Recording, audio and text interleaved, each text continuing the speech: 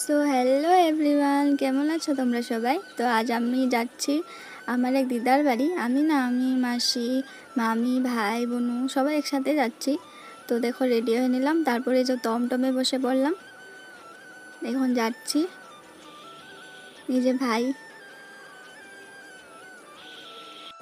তো প্রায় 10 মিনিট পরে যে পৌঁছে গেলাম এই যে দিদার বাড়ি। তো এখানে সবাই বসে আড্ডা দিচ্ছিল। এটা আমার এক মাসি। তারপর মাজা নিয়ে গেছিলাম, তো মাজা খেলাম।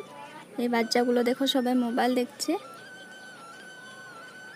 তারপর একটু মামার রুমে গেলাম। তো মামার রুমটা নতুন বানিয়েছে, লাইটিংটা আমার ভালো লেগেছে, তো সেটা ভিডিও করলাম, তো তোমাদের সাথে শেয়ার করছি। তারপর নিচে চলে এলাম। নিচে যে এসে যে চা দিল, চা, সুজি আর চানা দিল। এরপর বাচ্চাগুলোর জন্য ডিম টোস্ট বানিয়েছিল, তো আমাকেও দিল।